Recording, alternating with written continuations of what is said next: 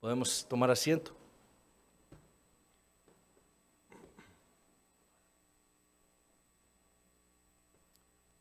Abrimos nuestras Biblias al libro de Apocalipsis.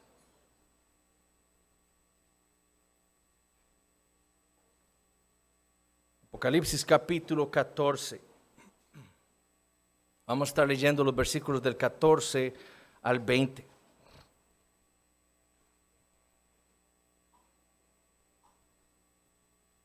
Amén. Dice así la palabra del Señor. Miré, y he aquí una nube blanca, y sobre la nube uno sentado semejante al Hijo del Hombre, que tenía en la cabeza una corona de oro y en la mano una hoz aguda. Y del templo salió otro ángel, clamando a gran voz al que estaba sentado sobre la nube: mete tu hoz y ciega, porque la hora de cegar ha llegado, pues la mies de la tierra está madura. Y el que estaba sentado sobre la nube metió su hoz en la tierra, y la tierra fue cegada. Salió otro ángel del templo que está en el cielo, teniendo también una hoz aguda. Y salió del altar otro ángel que tenía poder sobre el fuego, y llamó a gran voz al que tenía la hoz aguda, diciendo: mete tu hoz aguda y vendimia los racimos de la tierra, porque sus uvas están maduras. Y el ángel arrojó su hoz en la tierra, y vendimió la viña de la tierra, y echó las uvas en el gran lagar de la ira de Dios. Y fue pisado el lagar fuera de la ciudad, y del lagar salió sangre hasta los frenos de los caballos por 1600 estadios. El día de hoy llegamos al final de nuestro estudio de esta cuarta visión en el libro de Apocalipsis. Y si recordamos, en esta visión el Señor Jesucristo le mostró a Juan muchas cosas que le servirían a estos hermanos en estas 7 iglesias en Asia Menor, para saber, como le dijo en el capítulo 1, las cosas que deben suceder pronto.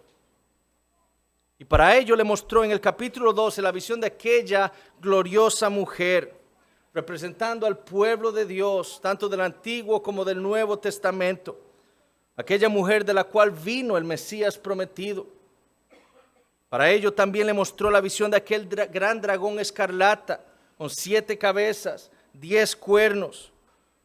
Una criatura que representaba a Satanás, su verdadero enemigo. Y con él les mostró en el capítulo 13 a sus 12 secuaces, a los compañeros de la bestia, o de Satanás, la bestia que subió del mar y la bestia que subió de la tierra. Compañeros que, como ya sabemos, le servirían al diablo no solo para oprimir al pueblo de Dios, sino también para tratar de engañarlo.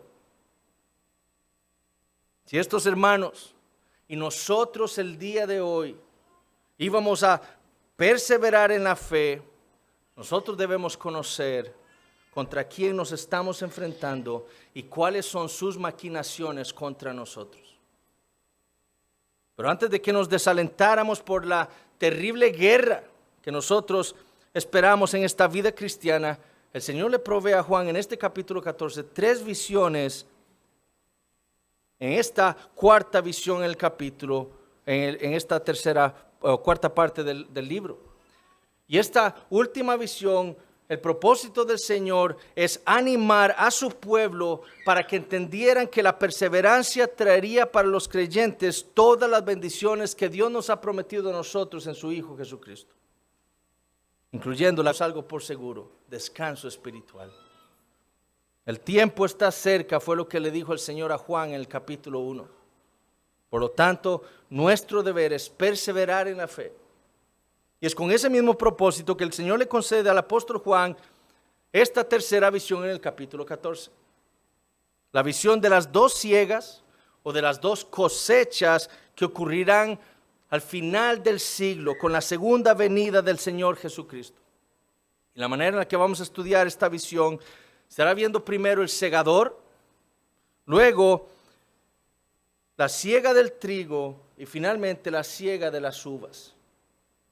Vamos a ver entonces primero el primer punto, el segador. Versículo 14. Dice Juan: miré y aquí una nube blanca, y sobre la nube uno sentado semejante al Hijo del Hombre, que tenía en la cabeza una corona de oro y en la mano una hoz aguda. Lo primero entonces que ve el apóstol Juan en esta tercera visión en Apocalipsis 14 es una nube blanca. Y en las Escrituras las nubes están asociadas siempre con seres celestiales o con teofanías, es decir, con encuentros entre Dios y los hombres. Por ejemplo, en Éxodo capítulo 13, Dios guía a su pueblo Israel por el desierto por medio de una columna de nube. Aquí, sin embargo, más que un medio de transporte o de un medio para dirigir a otros, la nube sirve como un trono. Y sobre la nube, dice el versículo 14, uno sentado semejante al Hijo del Hombre. La nube representa la gloria que le pertenece a aquel que está sentado sobre ella. Por eso es blanca, porque también representa la pureza de aquel que está sentado sobre ella. La nube entonces, dijo Joel Vicky, es su carruaje real. Cristo volverá y lo hará con todo el poder y la gloria de Dios.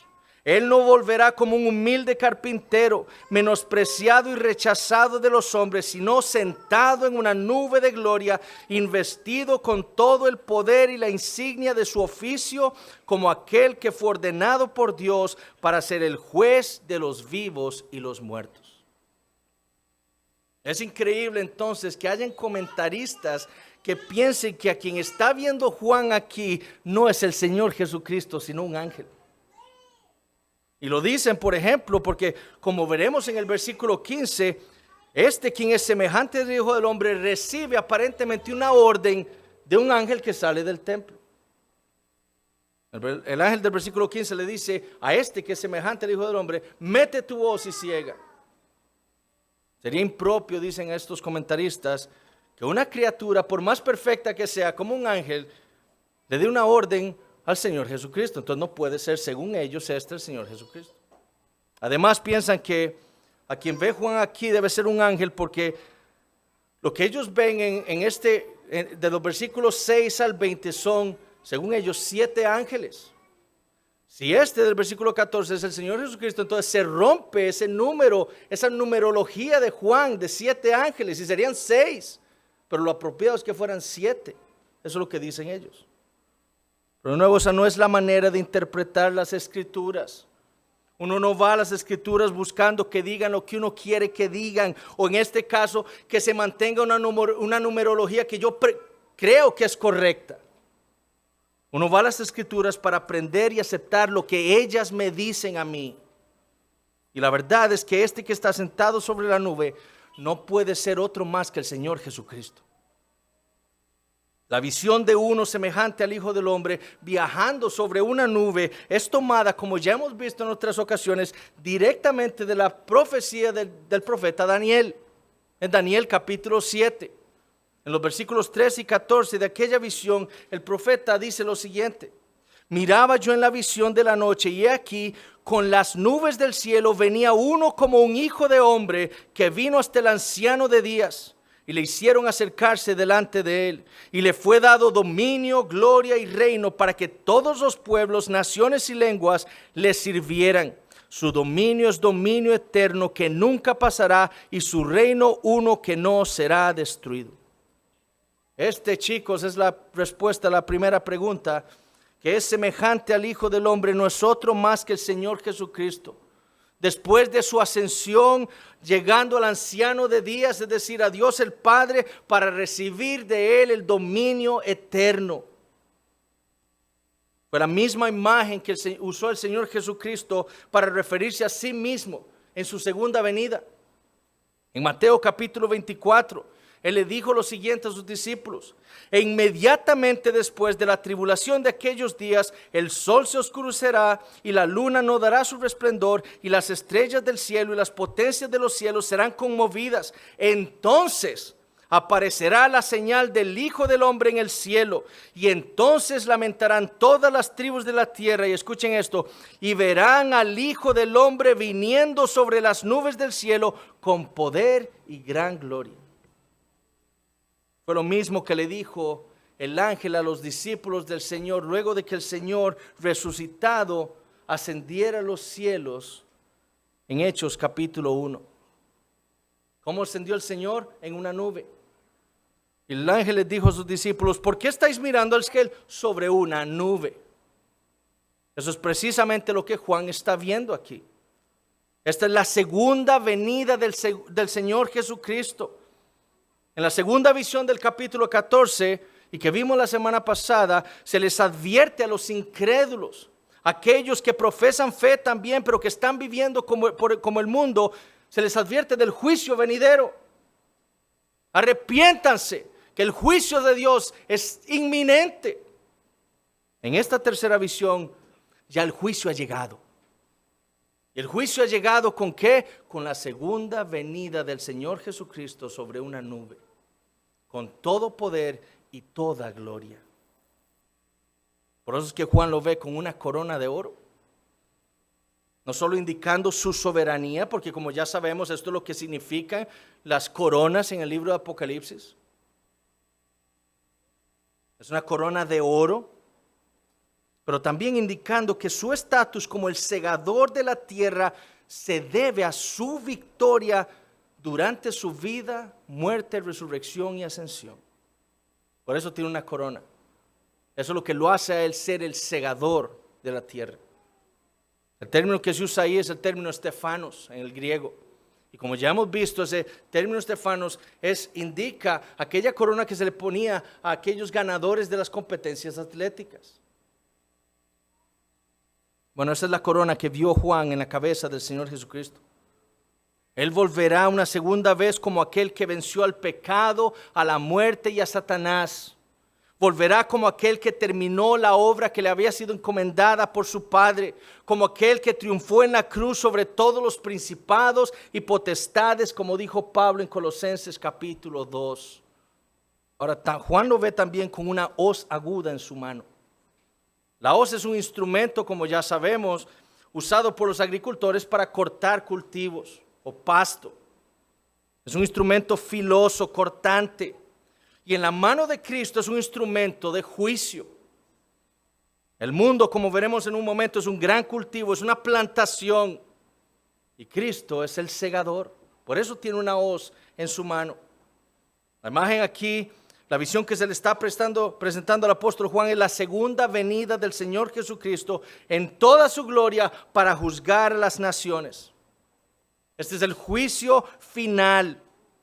Y Él va a meter su hoz en la tierra y va a juzgar a las naciones. Qué consuelo era entonces esta verdad para estos creyentes en el primer siglo. Con esta visión el Señor les estaba confirmando a ellos su promesa de que Él iba a volver por ellos. No duden, no sean como aquellos en Tesalónica que dudaban de si el Señor iba a volver o no. Anímense más bien con la verdad de que yo volveré por ustedes.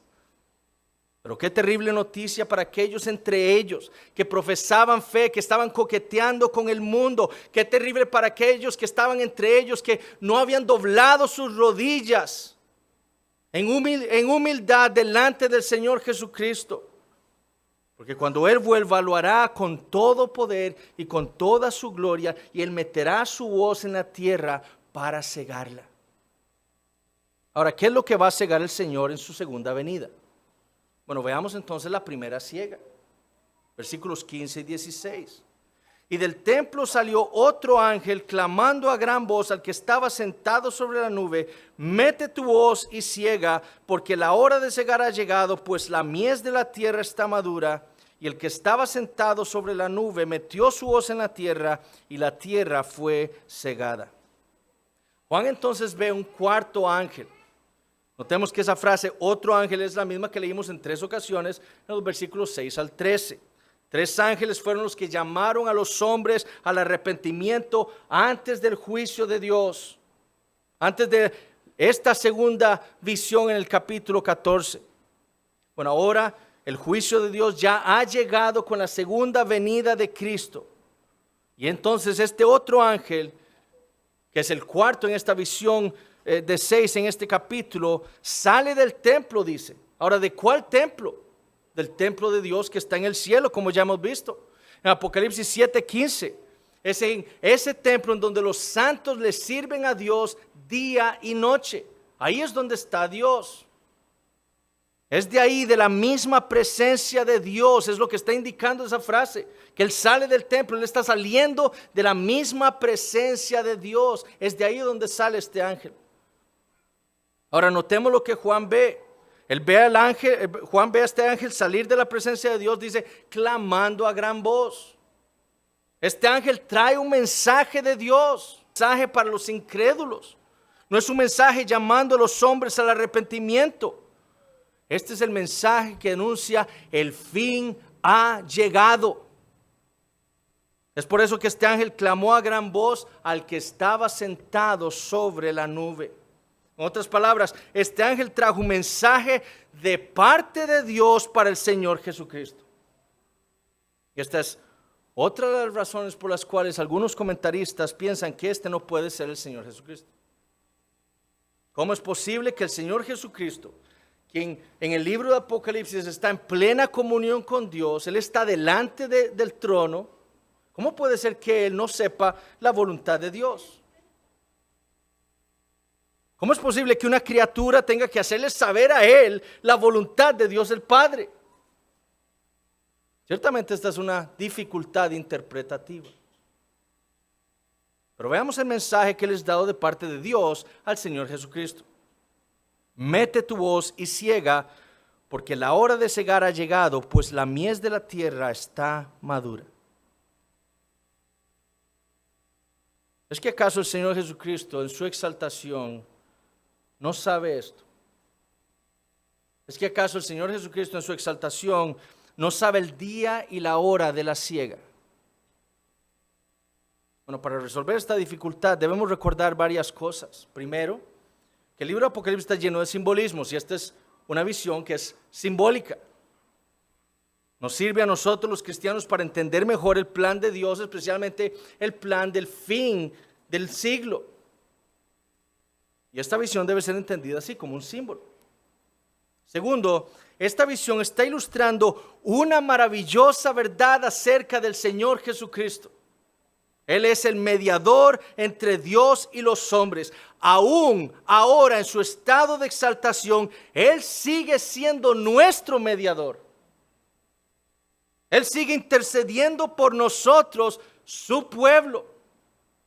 Como dijo el autor de los Hebreos, por lo cual puede también salvar perpetuamente a los que por Él se acercan a Dios, viviendo siempre para interceder por ellos.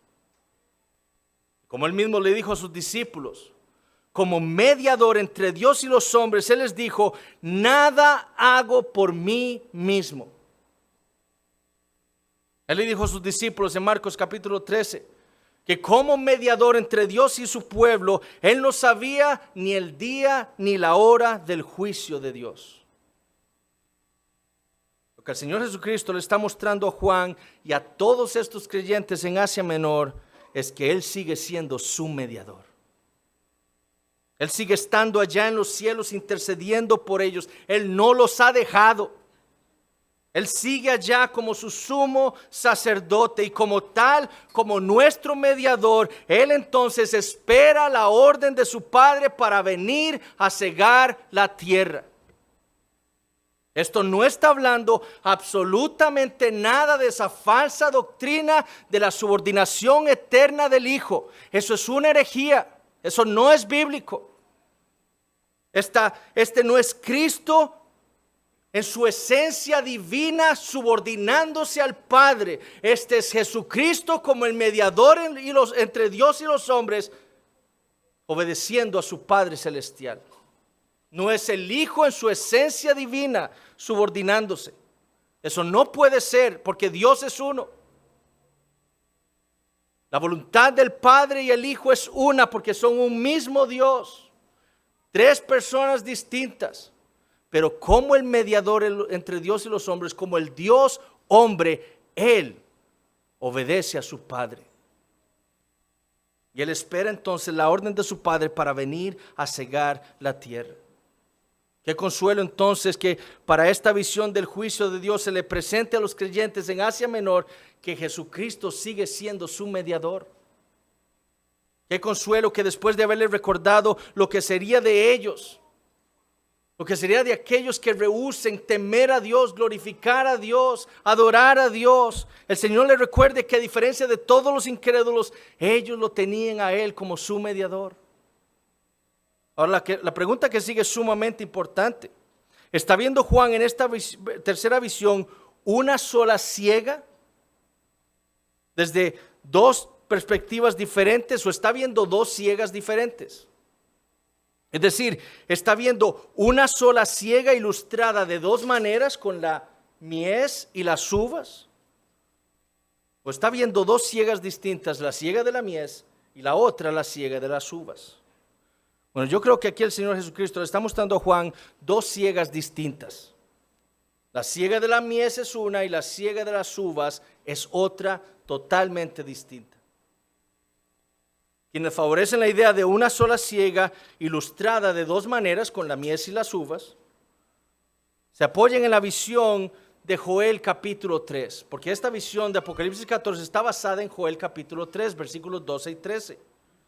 En esa visión, Joel escribió lo siguiente: despiértense las naciones y suban al valle de Josafat, porque allí me sentaré para juzgar a todas las naciones de alrededor.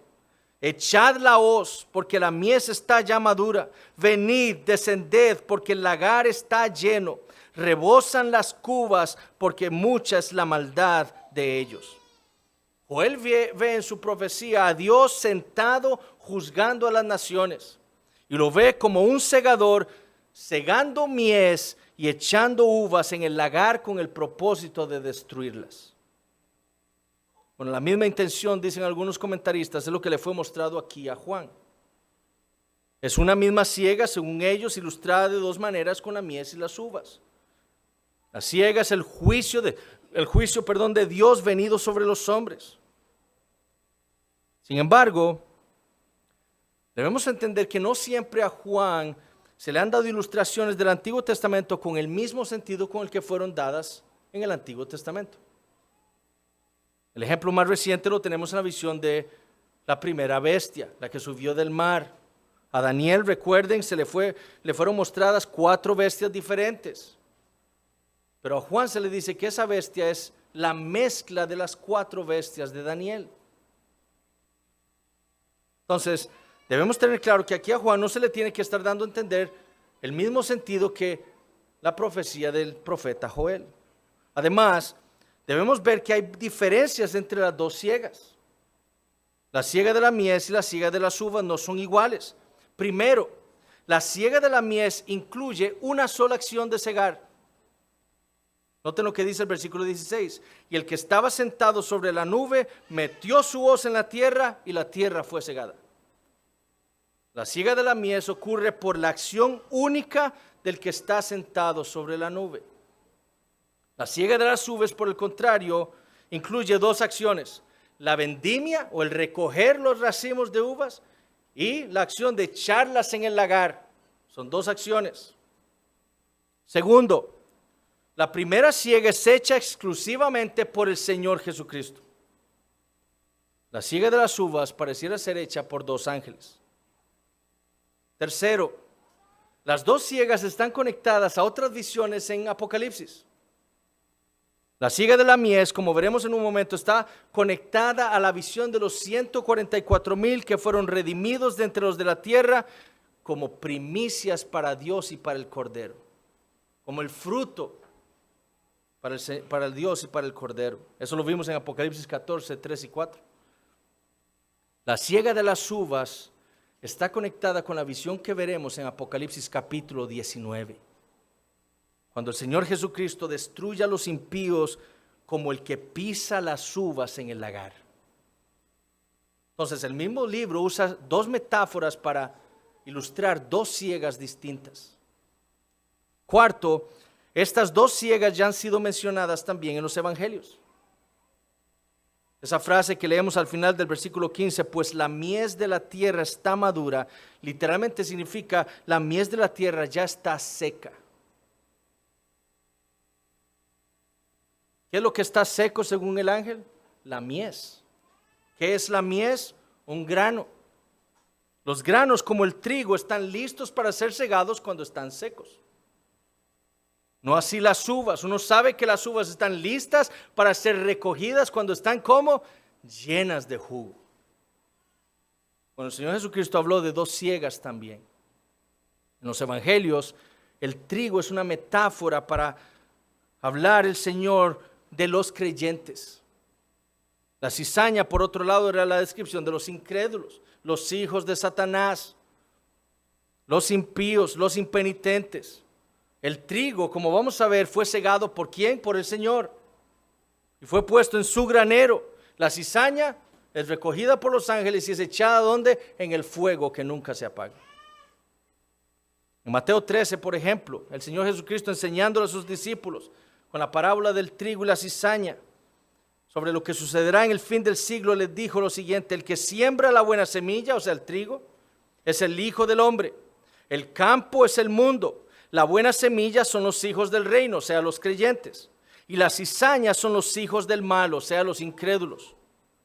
El enemigo que la sembró es el diablo. La siega es el fin del siglo, o sea, el juicio de Dios venido con la segunda venida de Cristo. Y los segadores son los ángeles.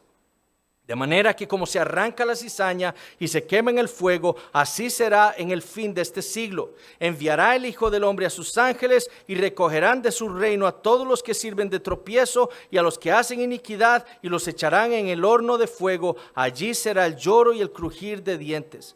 Entonces los justos, ¿dónde van a estar ellos? En el granero del Señor, en su reino. Entonces los justos resplandecerán como el sol en el reino de su Padre. El que tiene oídos para oír, oiga. Como dijo Juan el Bautista del Señor Jesucristo en Mateo capítulo 3. Su aventador o su hoz está en su mano y limpiará su era y recogerá su trigo en el granero y quemará la paja en fuego que nunca se apagará. Es claro entonces que el Señor le está mostrando dos siegas distintas al apóstol Juan en Apocalipsis capítulo 14. La siega del trigo y la siega de las uvas. La siega de los creyentes y la siega de los incrédulos. Esta primera siega de los creyentes será hecha exclusivamente por nuestro Señor Jesucristo. ¿Por qué? Porque a Él le pertenecemos nosotros. Él se va a encargar de recoger a su pueblo de los cuatro ángulos de la tierra. Cuando el último de los elegidos sea salvo por Dios por medio de la predicación del evangelio de Dios, que la iglesia anda predicando por todas las naciones, esa será la señal para que el Señor Jesucristo vuelva una segunda vez. Y cuando lo haga, lo primero que hará es completar la salvación de su pueblo. Como dijo el Señor Jesucristo en Mateo capítulo 24, entonces aparecerá la señal del Hijo del Hombre en el cielo, y entonces lamentarán las tribus de la tierra y verán al Hijo del Hombre viniendo sobre las nubes del cielo con poder y gran gloria. ¿Y qué hará? ¿Qué es lo primero que hará? Y enviará a sus ángeles con gran voz de trompeta y juntarán a sus escogidos de los cuatro vientos desde un extremo del cielo hasta el otro. Eso es lo primero que va a hacer el Señor Jesucristo en su segunda venida. O como le dijo Pablo a la iglesia en Tesalónica, porque el Señor mismo con voz de mando, con voz de arcángel y con trompeta de Dios descenderá del cielo, y los muertos en Cristo resucitarán primero. Luego nosotros, los que vivimos, los que hayamos quedado, seremos arrebatados juntamente con ellos en las nubes para recibir al Señor en el aire, y así estaremos siempre con el Señor. Esta primera siega, niños, la tercera pregunta, es la siega del trigo, la siega de los redimidos, de los creyentes. Cuando el Señor vuelva por segunda vez, una vez que el último de los elegidos de Dios haya venido a su reino por la fe, Él mismo va a cegar a los suyos y los traerá delante de su presencia. Qué ánimo entonces para estos creyentes. No solo se les había mostrado que el Señor Jesucristo era su mediador aún, Ellos no estaban solos. El Señor Jesucristo estaba aún. Ellos en medio de esas pruebas que estaban sufriendo, ellos tenían aún a su mediador intercediendo por ellos. Pero también se les estaba recordando que Él volvería una segunda vez para salvarlos de una vez por todas. Qué ánimo entonces para seguir perseverando. Ahora, ¿qué le pasaría a los incrédulos? Bueno, veamos la segunda ciega. Versículos 17 al 20. Salió otro ángel del templo que está en el cielo, teniendo también una hoz aguda, y salió del altar otro ángel que tenía poder sobre el fuego, y llamó a gran voz al que tenía la hoz aguda, diciendo: mete tu hoz aguda y vendimia los racimos de la tierra, porque sus uvas están maduras. Y el ángel arrojó su hoz en la tierra y vendimió la viña de la tierra y echó las uvas en el gran lagar de la ira de Dios. Y fue pisado el lagar fuera de la ciudad, y del lagar salió sangre hasta los frenos de los caballos por 1600 estadios. Finalmente a Juan se le muestran otros dos ángeles, el quinto y el sexto, en esta serie de 6. A uno de ellos, el quinto, Juan lo ve saliendo igual que el cuarto del templo de Dios, de la misma presencia de Dios, indicando que entonces lo que va a ser viene directamente ordenado por Dios. Ahora este ángel, al igual que el Señor Jesucristo, tiene una hoz aguda. ¿Por qué razón? Bueno, porque como veremos en un momento, su misión era la de cegar también. Y la hoz era ese instrumento que le sería dado a él para cegar la tierra. Pero inmediatamente después Juan ve a otro ángel, al sexto, que sale ¿de dónde? Del altar. Este altar ya lo hemos visto en otras ocasiones en Apocalipsis. Y si recordamos, en Apocalipsis 6:9 es el lugar en donde están las almas de los cristianos que han muerto por causa del Evangelio, como mártires. En Apocalipsis 6:9 dice: cuando abrió el quinto sello, vi bajo el altar las almas de los que habían sido muertos por causa de la palabra de Dios y por el testimonio que tenían. También vimos este altar en Apocalipsis capítulo 8. Cuando escuchamos de aquel ángel que tomó fuego del altar y lo arrojó a la tierra, señalando así la llegada del juicio de Dios a los hombres. Bueno, esa es la misma razón por la cual este sexto ángel tenía poder sobre el fuego. Porque este ángel está encargado particularmente de señalar la llegada del juicio de Dios sobre los incrédulos. Al igual que el ángel de Apocalipsis capítulo 8. Es por eso que llama a gran voz al quinto ángel, al que tenía la hoz aguda, y le dice: mete tu hoz y vendimia los racimos de la tierra, porque sus uvas están maduras. La orden que se le da al quinto ángel es el de meter la hoz y recoger o vendimiar los racimos de la tierra. Como dijimos antes, las uvas son una metáfora para los impíos. Aquellos que se han negado, como vimos la semana pasada, a temer a Dios, a glorificarle, a adorarle a Él. Aquellos que más bien le han entregado sus vidas y que adoran ahora a la bestia.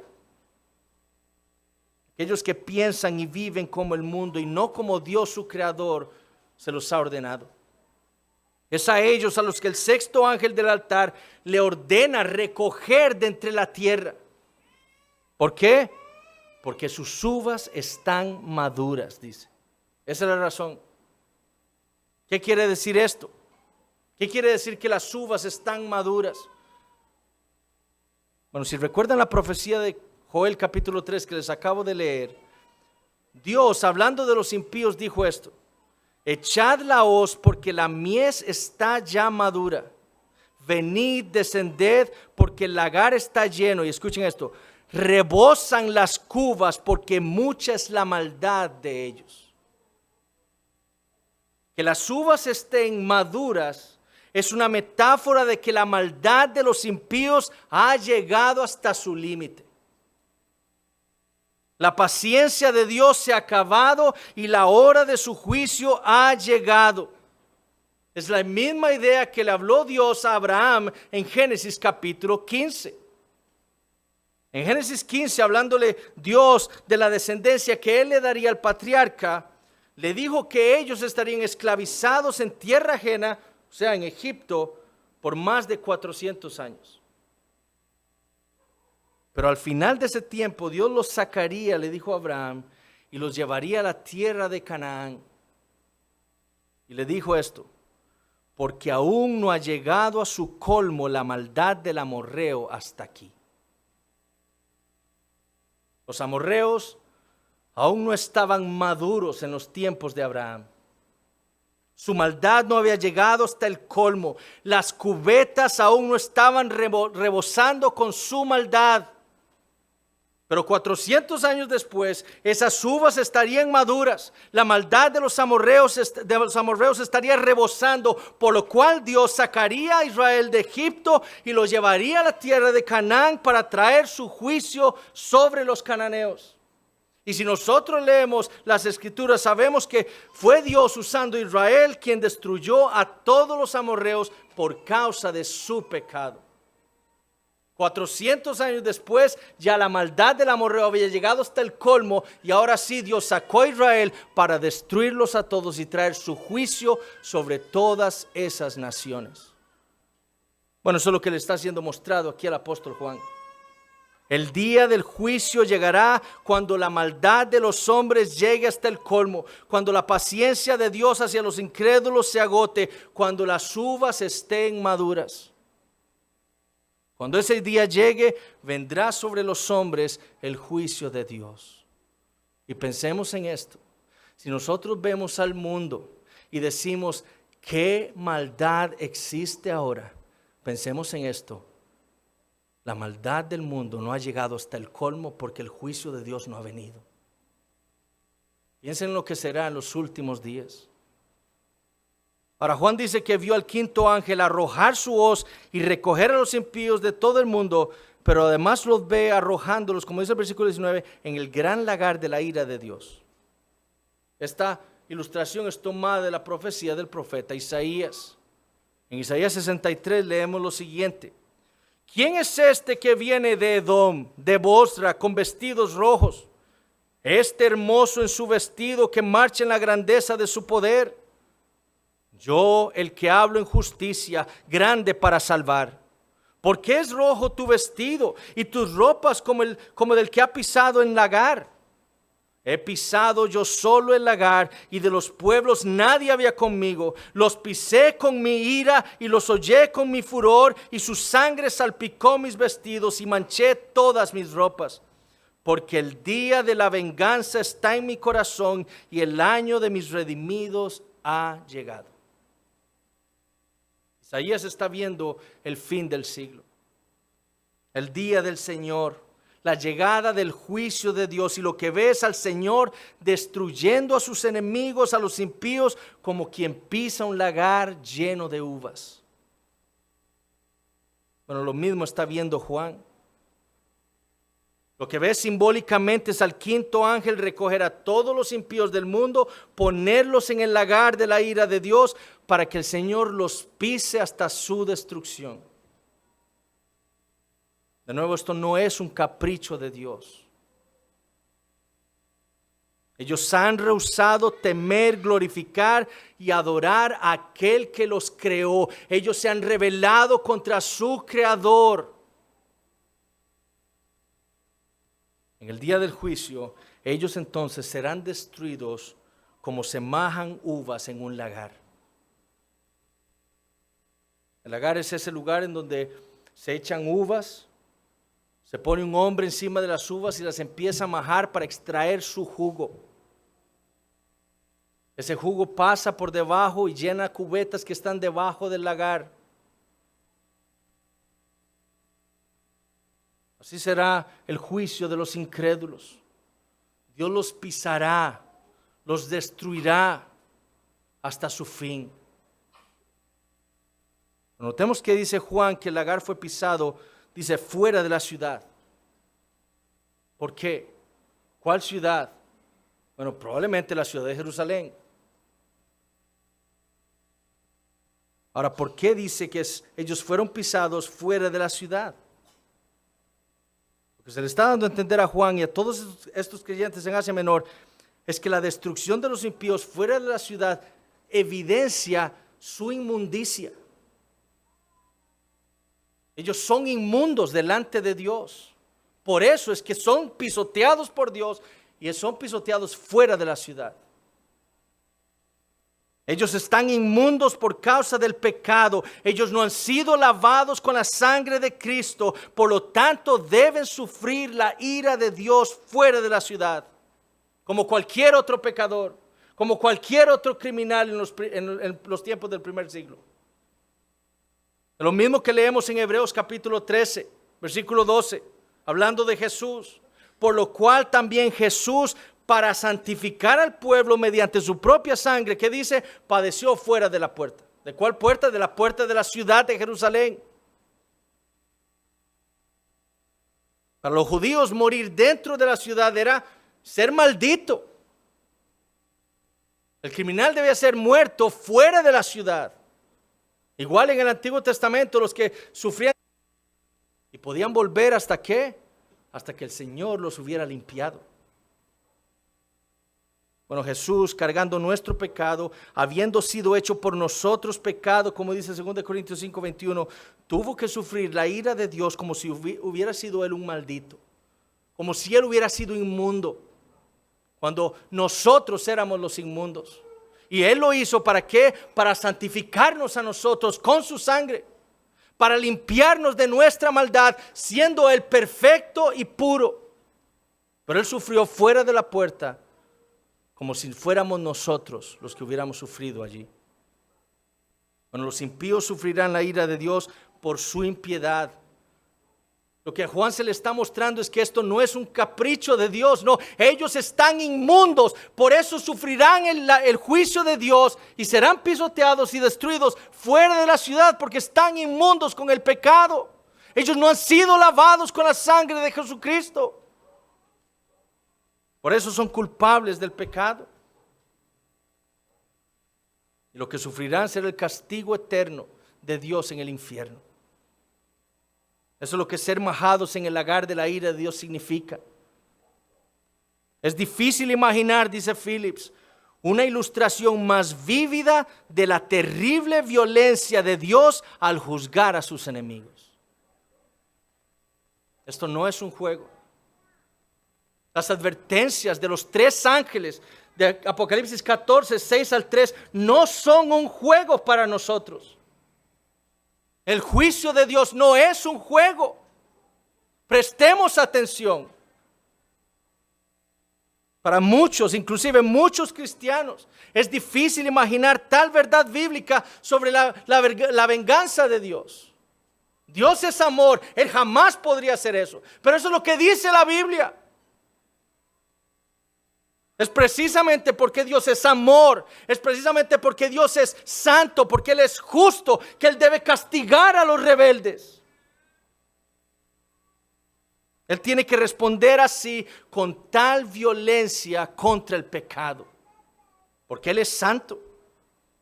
Y veamos el terrible castigo, veamos lo terrible de este juicio de Dios.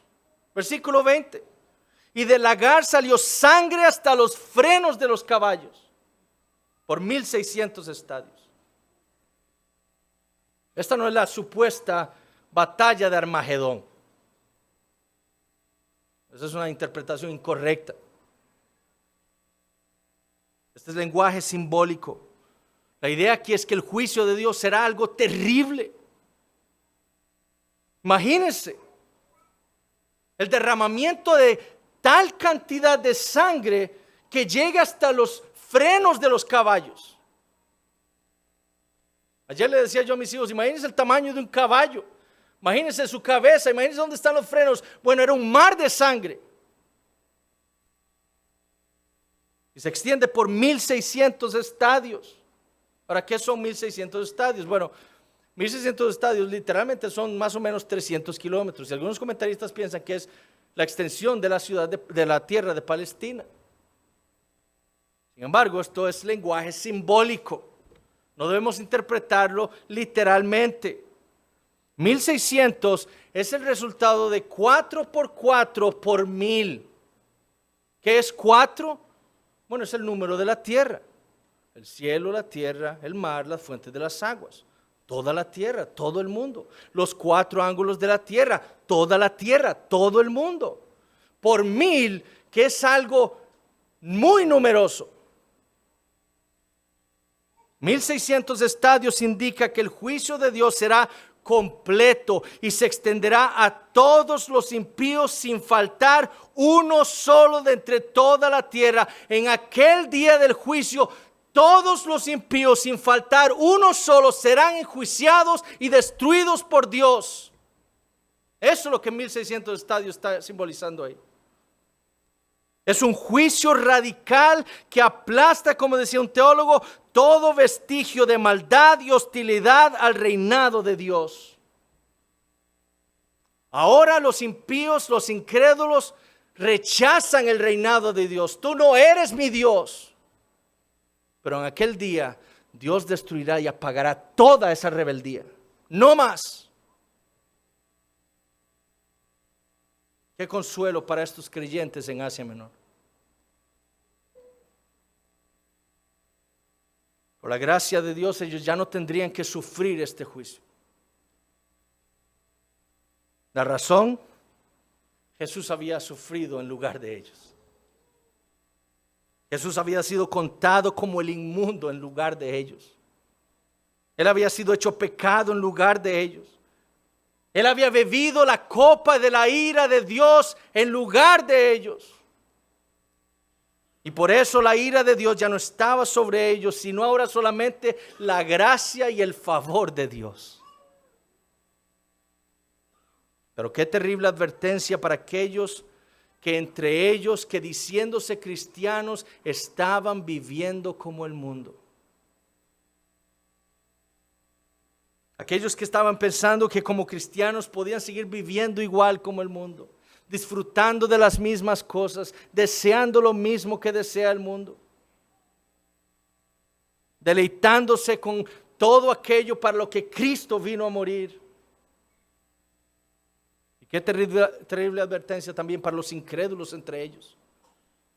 El juicio de Dios va a ser algo terrible y espantoso para aquellos que se han rebelado contra Dios, que se han negado a temerle, a glorificarle y a adorarle como el Creador, que se han rebelado contra su ley, que han dicho: yo voy a vivir mi vida como a mí me da la gana, no como Dios, mi Creador, me lo ha dicho.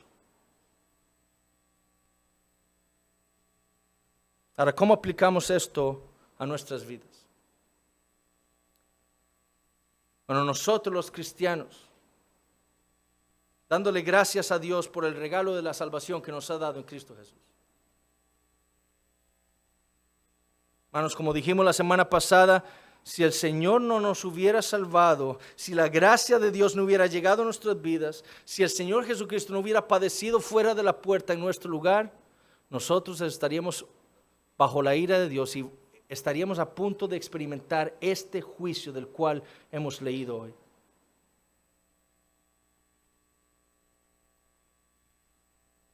Si Dios no hubiera tenido misericordia de nosotros, en lugar de estar esperando ahora la salvación final con la segunda venida de Cristo, estaríamos esperando su juicio.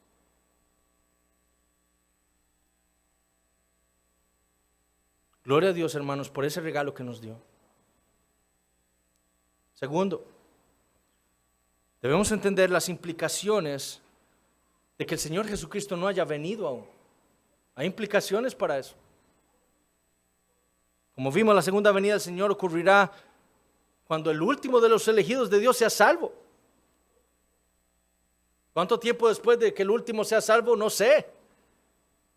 Pero Él no vendrá hasta que el último de los elegidos de Dios en la eternidad haya llegado a los pies de Cristo. Entonces, como iglesia, nuestra responsabilidad, entendiendo esa estrecha relación entre la salvación de los santos y la segunda venida de Cristo, como iglesia debemos serle fieles al Señor en predicarle el Evangelio a las naciones. Queremos que el Señor venga. Prediquemos el Evangelio para que Él siga salvando a su pueblo hasta que el último de los suyos llegue a los pies de Cristo, y entonces vendrá. A Dios le plació, hermanos, conectar de una manera maravillosa la gran comisión con la segunda venida de Cristo. Y es porque el pueblo de Dios desea estar con el Señor, desea estar en gloria. Es por eso que irá por todo el mundo declarándole a Dios el evangelio de Cristo. Declarándole, al mundo el evangelio de Cristo. Aquí por los lagos. Queremos que Cristo vuelva. Vayamos por aquí, por los lagos, en nuestros vecindarios. Y debemos hacerlo predicando este evangelio. Ahora tenemos un evangelio totalmente diluido. No se predica el pecado, no se predica el juicio. Esta predicación en muchas iglesias estaría prohibida. Nosotros debemos predicar el evangelio que acabamos de escuchar. El juicio de Dios está pronto a venir. Arrepiéntanse y crean en el Señor Jesucristo. Llamando a los hombres al arrepentimiento. Esa fue la visión del ángel proclamando el evangelio eterno, ¿se acuerdan? Y ese ángel, como dijimos, representa a la iglesia yendo por todo el mundo predicando el evangelio, llamando a los hombres al arrepentimiento y a la fe. ¿Qué debemos hacer? Comprometernos con el evangelismo, con la evangelización, plantando más iglesias en nuestro país. Pero también la otra implicación de que la segunda venida de Cristo no haya sucedido aún es que como creyentes debemos vivir a la luz de esa realidad. El Señor Jesucristo volverá. Él lo ha dicho. Esa es una promesa del Señor. Y esa realidad de la segunda venida de Cristo debe llevar a todos los creyentes a vivir una vida de santidad. Escuchen lo que Pedro dijo en su segunda epístola, hablando de la segunda venida de Cristo. Él dijo lo siguiente, vean la conexión entre la realidad de la segunda venida de Cristo, de cómo deben vivir los cristianos. Puesto que todas estas cosas han de ser deshechas, ¿cómo no debéis vosotros andar en santa y piadosa manera de vivir? Esperando y apresurándoos para la venida del día de Dios, en el cual los cielos encendiéndose serán deshechos y los elementos siendo quemados se fundirán. Versículo 14. Por lo cual, oh amados, estando en espera de estas cosas, procurad con diligencia ser hallados por Él sin mancha e irreprensibles en paz. La realidad de que Cristo volverá una segunda vez debe llevar a los creyentes a ser diligentes en vivir una vida santa, a ser diligentes en su lucha contra el pecado, a ser diligentes en la mortificación de su carne, a ser diligentes en su crecimiento en el conocimiento de Dios, a ser diligentes en su crecimiento espiritual. Pero me temo que, como ocurrió en estas 7 iglesias, en donde habían algunos que profesaban fe, pero que estaban viviendo con el mundo, disfrutando de sus cosas, disfrutando de sus vicios, asimismo puedan haber algunos entre nosotros aquí hoy. Ellos no están viviendo sus vidas a la luz de la segunda venida de Cristo, que está pronta a suceder. Hay algunos entre nosotros quizás que están coqueteando con el pecado. Habrán algunos entre nosotros que andan aún el día de hoy en pecados secretos, que no están luchando, que no están temiendo a Dios. Hay algunos que saben que se están enfriando y no están haciendo absolutamente para luchar contra su enfriamiento espiritual. No están buscando ayuda, no están haciendo uso de los medios de gracia para fortalecer su fe. No están atendiendo las exhortaciones de sus pastores y hermanos. Están viviendo despreocupados como si nada les fuera a suceder. Bueno, la realidad de la segunda venida de Cristo debe servirnos a todos nosotros como una advertencia. El seguir ese camino, el haber empezado a caminar por ese camino, el haberle abierto la puerta al pecado, el haber dejado de perseverar en la fe, puede ser la prueba de que nosotros no seamos trigo, sino más bien uvas, que serán majadas por el Señor en el día del juicio. Examinémonos entonces a nosotros mismos si estamos en la fe. Pidámosle al Señor la gracia necesaria para volver a enderezar nuestras piernas, como dice Hebreos capítulo 12, a seguir corriendo la carrera de la fe. Pidámosle al Señor la gracia para mortificar nuestra carne, para vestirnos con la armadura de Dios y poder luchar contra el pecado y contra Satanás. Cortémonos ese brazo que nos está haciendo pecar. Saquemos ese ojo que nos está haciendo pecar. Pero hagamos todo lo que sea necesario para que cuando Cristo vuelva seamos hallados sin mancha, puros, santos delante de Él. Vivamos entonces una vida de santidad. El Señor viene, hermanos. No juguemos a ser cristianos. La vida cristiana no es un juego. Y tercero, si usted no ha creído en el Señor Jesucristo, hoy Dios le ha mostrado a usted una dura realidad. Una dura realidad de lo que le sucederá a todos aquellos que no se arrepienten de su pecado. Que siguen viviendo sus vidas como si fueran autónomos. Como si no tuvieran un creador al cual le deben obediencia. A todos aquellos que vivieron sus vidas para complacerse a ellos mismos, serán juzgados por Dios. Como dice Apocalipsis 9:21, aquellos que no se arrepintieron de sus homicidios, ni de sus hechicerías, ni de su fornicación, ni de sus hurtos. Es por eso que el juicio de Dios ha venido y ha venido siendo intensificado a lo largo de lo que hemos visto en Apocalipsis. En Apocalipsis 6, el juicio de Dios se le muestra a los hombres así. Será algo tan terrible que los hombres le van a decir a los montes y a las piedras: caigan sobre nosotros antes de ver el rostro, la ira del Cordero. Apocalipsis 8 es descrito como truenos, voces, relámpagos y un terremoto. ¿Quién no se asusta con un terremoto? ¿Quién no se asusta cuando cae un relámpago inesperadamente? Bueno, así describe Apocalipsis que será el juicio de Dios. En Apocalipsis 11 se le añade grande granizo al juicio de Dios. Imagínense una piedra cayendo sobre los hombres. Y aquí en Apocalipsis capítulo 14 se intensifica el juicio de Dios. ¿Cómo fue que escaparon esos creyentes de este juicio? ¿Cómo fue que ellos escaparon de este juicio? Bueno, como vimos hoy, ellos no fueron recogidos como uvas para ser majadas, porque ellos tenían a Cristo como su mediador. Esa fue la respuesta. No es porque ellos eran más inteligentes, ni más guapos, ni más fuertes, ni más lindos. Ellos tenían a Cristo como su mediador. Eso fue la causa por la cual ellos no experimentaron el juicio de Dios. Y eso es lo que Dios le está diciendo a usted. Usted es un pecador. El juicio de Dios está sobre usted. Su única salida es el Señor Jesucristo.